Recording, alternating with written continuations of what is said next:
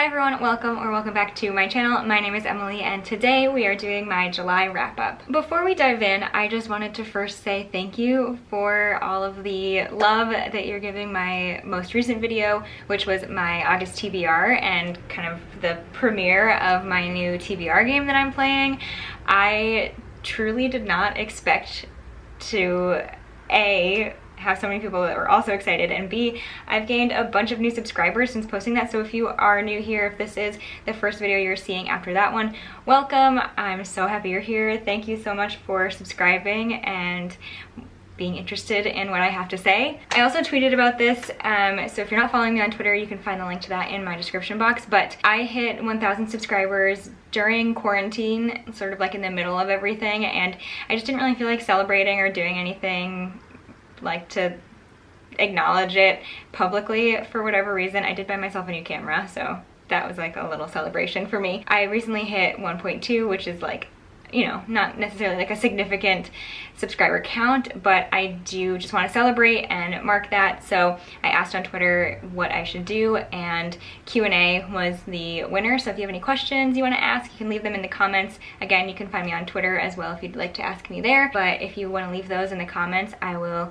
film a Q&A soon and you can learn a little bit more about me, bookish, non-bookish, whatever questions you might have. But yeah, thank you again.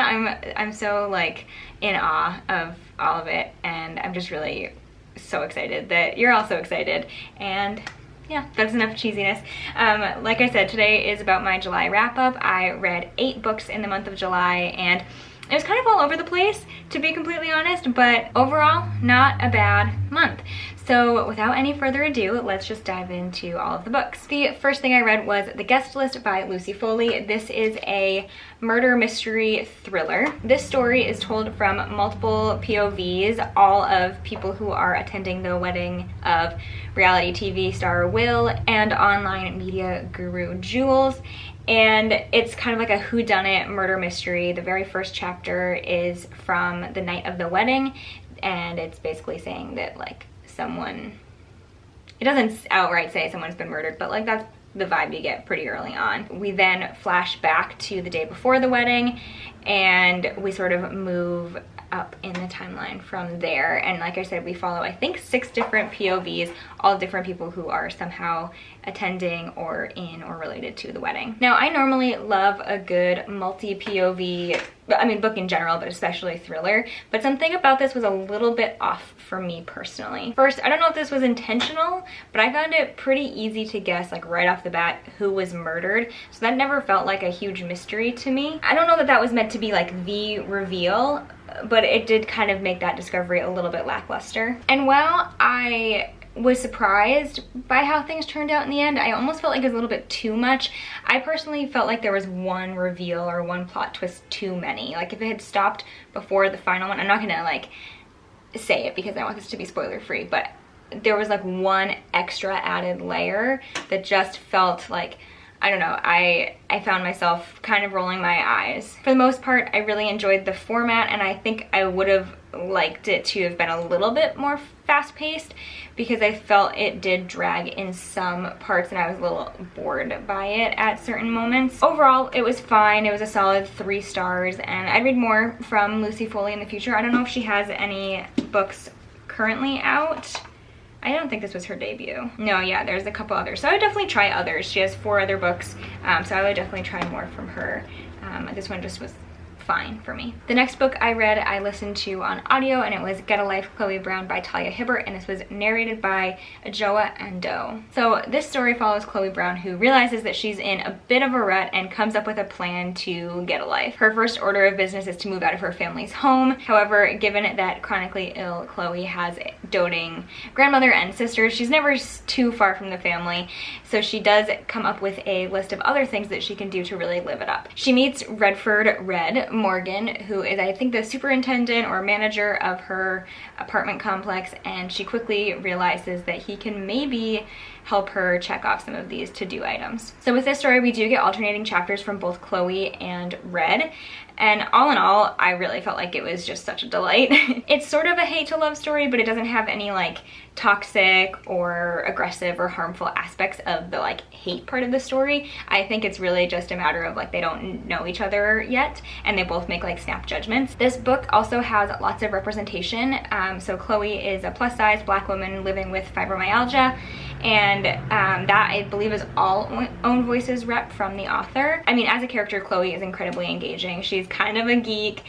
She really loves fashion. She's just seeking independence and really just like wants to live her life to the fullest. I found her to be a really, really fun character to be in the mind of, and I feel like she's someone that lots of people can relate to. And then we have Red, who is kind of sassy and both of them kind of have a dry sense of humor, but Red is really so sweet and he would do anything for anyone, and he is just like such a caring individual. He's a really talented painter who's really struggling to kind of get back into his groove after a pretty traumatic breakup with his abusive ex-girlfriend. I thought both Chloe and Red were really well thought out and developed characters, which I really appreciate in a romance, because I feel like often you just get one, which means you kind of have like, I don't know, pieces missing from the other, but I truly feel like both of them were fully fleshed out characters, and part of that I think is the dual perspective that we get. To be completely transparent, I don't think I read this at the correct time. I had just finished reading A Duke by Default by Alyssa Cole, which is also fantastic, and the stories are different, but there were some similar like characteristics between our main characters, and it just kind of made it difficult to keep straight in my mind. So that's totally on me, but it did kind of alter my experience with the book. So I just want to say that up front, because I think had I read it at a different time, I would have had a different experience. Additionally, I just didn't love the audiobook personally. I think when I pick up the sequels to this one, which follow Chloe's sister's perspectives, I'll definitely read them physically as opposed to audio. That being said, I think there were so many important types of representation, really incredible commentary on just self-love and living your life for you, and just character development in general, and also some really steamy scenes. And there's on-page consent and discussion of birth control, which I think is really important, and I'm really glad that Talia Hibbert included that. Also, the start of this relationship between these two characters really develops after they work together to rescue a cat from a tree. I do also want to link some Own Voices descriptions down in the description box, so if you would like to see Own Voices reviews for any of the rep that I mentioned, I'll link that below. I personally rated this 3.5 out of 5 stars, but again, I think had I not been in my own head and confused because of what I had just read, it would have been a higher rating. And honestly, just looking back, I can now recognize, being a little bit more distant from both of those books, that you know, it really was something that I super enjoyed, and like I said, I'm really excited to get to the sequels. The next book that I read was To Be Taught If Fortunate by Becky Chambers. This novella follows a 4-person crew that is on a space mission sent to like an outer world solar system in search of habitable planets. It's sort of told via like mission log format. Our main character, Ariadne, is relaying the events of their mission to Earth. I truly just thought this book was stunning. I loved The Long Way to a Small Angry Planet by Becky Chambers when I read it last year, so I don't know why I'm like even a little bit surprised that I loved this one so much, but it was just incredible. I honestly haven't really heard very many people talk about this, so I'm just begging you to read it. If you've liked Becky Chambers in the past, if you like sort of character-driven sci-fi, I definitely recommend this, because this is about space and science, but there's not a lot of action. There's plot, but it's not the focus of the story. It's really about the relationships between these characters, and Becky Chambers is just a master of writing characters in general, and I feel like that's what really, really drew me into this story. I can't believe how invested I got in each character's story, particularly Ariadne and Chikondi, but all 4 of them, and so quickly. This story at its heart is about the connections that we make, the families we find, the homes we create, and these 4 people are traveling through space and time not knowing what the world will look like or the universe will look like the next time they wake up. They're on a mission that puts them to sleep for like years at a time every time they travel between planets, and they have signed up for this mission not knowing if they'll ever see their family or Earth again.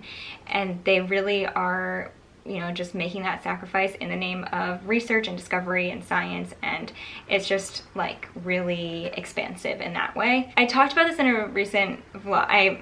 I tried to talk about this in a recent vlog, but I was literally speechless when I finished it. The ending is incredible and just like hit me super hard. It's really about making decisions that are bigger than ourselves. And I can't believe how much I loved this book and how much it affected me in like so few pages. Like, Becky Chambers is a master. I could go on for days about this book, but it will definitely be in my top 10 books of the year. This got an easy 5 out of 5 stars for me. The next book that I read was Slay by Brittany Morris. This is about Kira Johnson, who is obsessed with Slay, an online role-playing card game that features and honors Black history and culture. Kira has a bit of a secret though.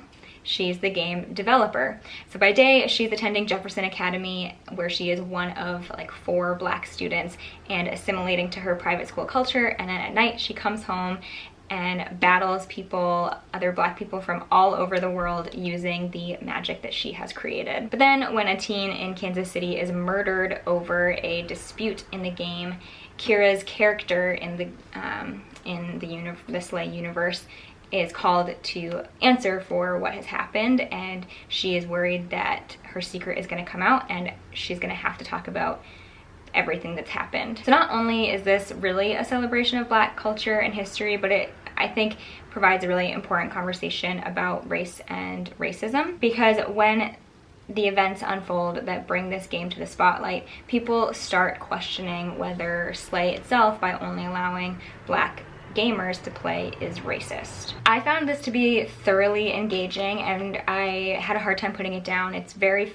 quick read. Even as a non-gamer, I felt completely like immersed in this, and I really enjoyed the video game aspect. So I think if you are a gamer, you would probably get even more out of it. I can't say how accurate it is to like what it's like to play online role-playing games, but I did really like it and found it to be just such a creative and unique way to tell a story. I'm super happy that I ended up reading it like as soon as I bought it. It was picked for me during Becca's Bookopoly. Again, I read this in the same vlog as To Be Taught If Fortunate. I'll link that up here and down below. But I have to say, one of my favorite things about this was the relationship that Kira had with her sister Steph. If you've been around my channel for a while, you know that sister relationships in stories are often one of my favorite things. I love it so much, and I thought this one was fantastic. They were super relatable, and definitely made me think back to when my sister and I were in high school and like sometimes hated each other, but also like loved each other so much and were always in each other's corners. It just felt like very true to being sisters at that age. We do also in the story get occasional points of view from other gamers around the world, and I kind of wish there had been a little bit more to that.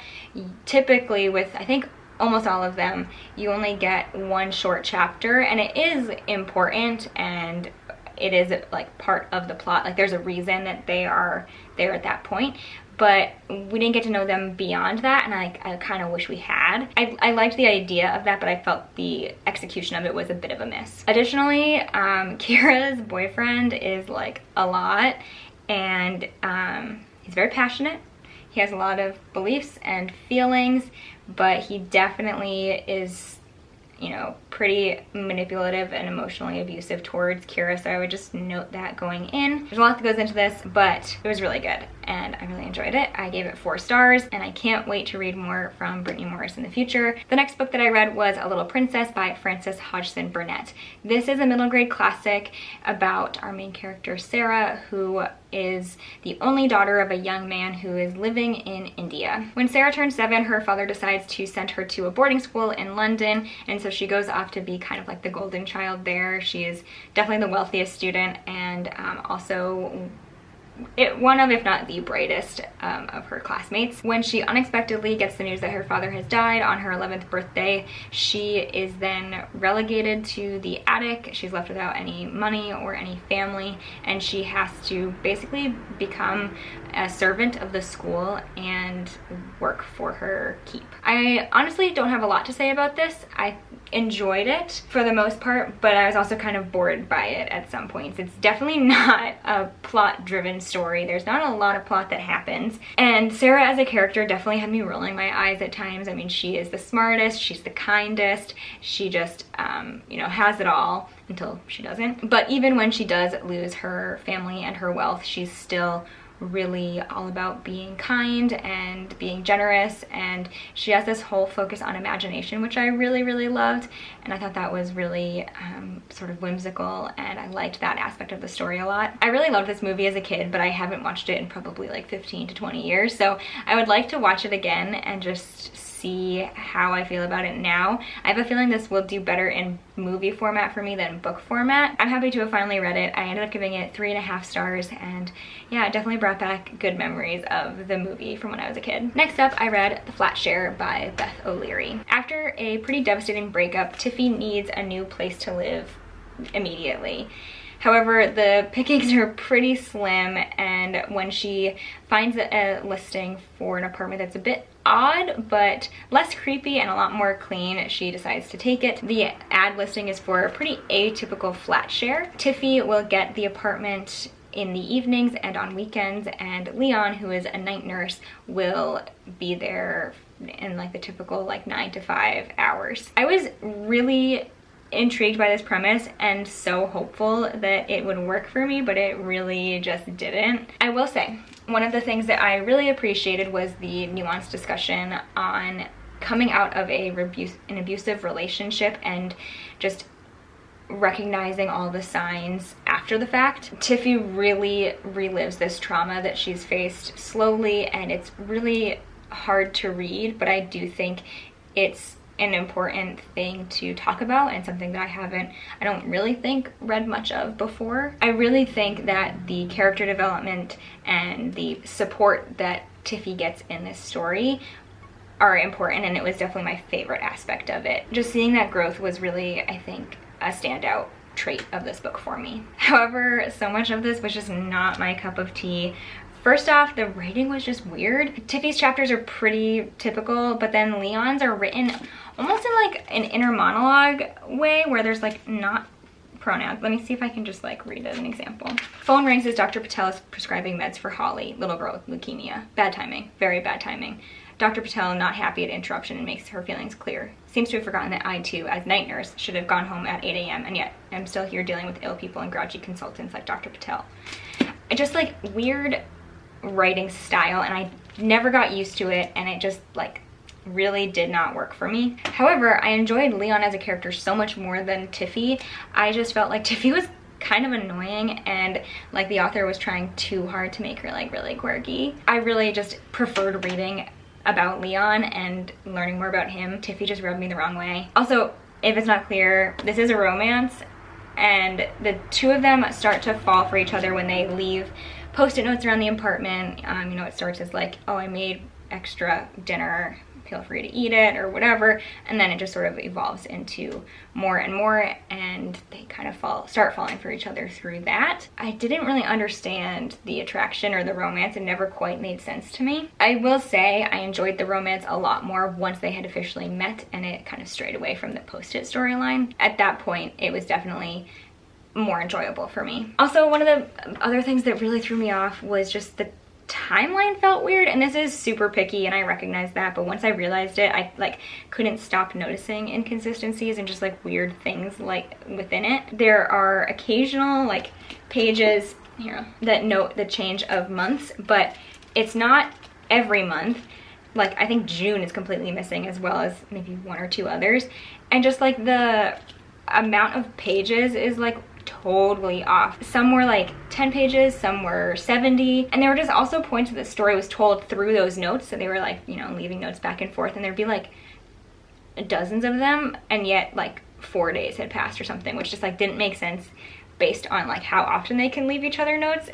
It just like, I don't know, it threw me off and I really just couldn't look past it. It was really just like making me very annoyed. In the end, there were aspects of this book that I enjoyed, and again, I think there were important discussions had, but I was not a fan overall, and I ended up giving this 2.5 stars. Next up, I read The Deep by Rivers Solomon. This story was inspired by a song by the band Clippings, and it explores what happened to pregnant African women who were thrown overboard to their death during the transatlantic slave trade. In this story, the babies in their wombs transform and become children of the deep or the ocean, and so they are born able to survive underwater, and it creates the Wajinru, which is like mermaids, sirens. They never use those words, but that's the closest like comparison. Honestly, this novella is just kind of difficult to talk about or rate. The concept is stunning and brings so much magic and a sense of togetherness to a tragedy. We follow the historian of the Wajinru, Yetu, as she grapples with the overwhelming weight and burden of carrying the history and trauma of the Wajinru. She decides that she can't do it any longer and she is going to flee in search of peace. We do also get some chapters from former historians of the Wajinru. I will say this is where it got confusing for me. I didn't realize that's what was happening until a couple of chapters of like these other perspectives into the story, and I was really confused by the shift. However, once I realized that, it was easier to keep track and just like gave more context, which I did appreciate and like. I will say I was just getting my bearings in the world when this book wrapped up, so I wish it had been a little longer just because I did eventually feel like really immersed in the world and I finally like got it, and then it ended. But the big themes at play here are really about intergenerational trauma, history and memory and belonging, and just that shared sense of being. And as much as I enjoyed it for what it was, I do wish that it had been a little bit longer because I definitely would have been interested to continue reading about this world and about these people. This story does have a lot of queer rep as well, including multiple intersex characters, a non-binary side character, and then a sapphic relationship between a Wajinru and a two-leg person. Human. I ended up giving this 4 stars, and I do have Rivers Solomon's debut novel, I believe it's their debut, An Unkindness of Ghosts, and reading just reviews from both, it looks like An Unkindness of Ghosts has like a little bit more expansive world building than The Deep did, and so I think I'm gonna really like it because I did really enjoy their writing style and I thought it was really beautiful, and I'm really looking forward to reading more, so that's definitely going up on my TBR. And then finally I read Go Deep by Rilzy Adams. I saw Joss from Squibbles Reads review this one on the blog The Quiet Pond, and I literally read like 1 sentence of her review and was like, yes, I am buying that. So this is a romance novella about an author of erotic stories who has just sort of lost her touch. After a couple of novellas that have been sort of poorly received, Nevaeh realizes that it might be because she hasn't been particularly inspired lately. After her breakup with her cheating ex-fiance, Nevaeh is understandably very skeptical of dating and men in general. After reading some really devastating reviews, she turns to her best friend Xander, who she has known for her entire life, for words of wisdom and advice, and ends up getting a little bit more than she bargained for. They strike up a deal for him to help her with her inspiration, and the two reach new heights of their relationship they previously didn't think they would ever get to. This book is 130 pages and it is exactly what you expect it to be in like the best way. These two characters are just so fun, and I loved the like best friends to lovers trope here. I thought it worked really, really well. It was both really fast and also kind of slow burn as they just sort of like realized what was happening. I just felt like it was such a joy to read. It's also very sexy. The thing that really stands out for me with this one is that the cast of side characters, particularly for Xander, are really, really supportive. And I feel like often with friends to lovers, or just like a lot of romance in general, some of the tension or the conflict stems from like not understanding your feelings or not knowing how to talk about them or not being able to talk through them. particularly for the men, but that's just sort of a generalization. It's not always. But with this one, Xander in particular has really supportive friends who help him talk through his feelings and come to the conclusion that like there's more going on here than he realized, and I just thought that was really, really well done. It was so obvious from like the very beginning of the book that Xander and Nevaeh are perfect fits for each other, and it was really fun to just like read along as they realized that for themselves. This does have pretty explicit sex scenes, so if that's not your thing, I would not recommend, but I really thought that like the character development was awesome, and like I said, I just loved that we got to see both of them just like realize that this could be more, and I liked the like duality of having like really quick to fall for each other, or like really quick to like get in bed basically, and then the slow burn of like realizing what this all meant. I thought that worked really well for me. I ended up giving it 4.5 stars. It was just, I read it in practically one sitting, and just like it was great. All right, that is everything that I read in the month of July. I had some highs and some lows, and overall I'm feeling good.